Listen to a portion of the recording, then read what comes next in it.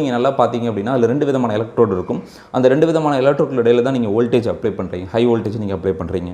ஒரு பக்கம் வந்து பார்த்தீங்க அப்படின்னா உங்களுடைய ஃபேஸ் கனெக்ட் ஆகிருக்கும், இன்னொரு இதில் நியூட்ரல் வந்து கனெக்ட் ஆகிருக்கும். அந்த 2 விதமான எலக்ட்ரோடுக்கு இடையில அந்த 2 விதமான எலக்ட்ரோடுக்கான அந்த மினிமம் கிளியரன்ஸ் வந்து பார்த்தீங்க அப்படின்னா ஆஸ் பர் ஐஎஸ் ஸ்டாண்டர்ட் 1866 வந்து பார்த்தீங்க அப்படின்னா 2.5 வந்து மினிமம் கிளியரன்ஸ் வந்து நம்ம அதுக்கு வந்து இருக்கணும். ஸோ முன்னாடிலாம் வந்து பார்த்திங்க அப்படின்னா அந்த 2 எலக்ட்ரோடுக்குள்ள வந்து கிளியரன்ஸ் வந்து பார்த்திங்கன்னா 4 mm இருக்கும், இல்லை 2.5 mm வைப்பாங்க. இது வந்து மூவபிள் அட்ஜஸ்டபிள் மாதிரி இருக்கும். இப்போல்லாம் வர எல்லா சேம்பர் கிட்டுமே சரி, ஹச்வி சேம்பர் கிட்ட சரி, அதில் வந்து பார்த்திங்க அப்படின்னா அதாவது பிடிவி டெஸ்ட் கிட்டில் மினிமம் 2.5 வந்து ஃபிக்ஸ்டு வச்சு தான் அதை வந்து சேம்பரே வருது.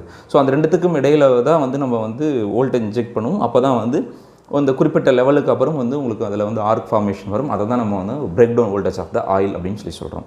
சரிங்களா? அப்போ டெஸ்ட் பண்ணுறதுக்கு மட்டும் நீங்கள் ஃப்ளஷ் பண்ணிக்கணும், மாய்ச்சர் கண்டென்ட் இல்லையான்றதை பார்த்துக்கணும். பார்த்துட்டு தான் நீங்கள் ஆயில் வந்து டெஸ்ட்டுக்கு நீங்கள் எடுத்துகிட்டு போகணும். ஸோ இப்போ வந்து பார்த்திங்கன்னா ஒரு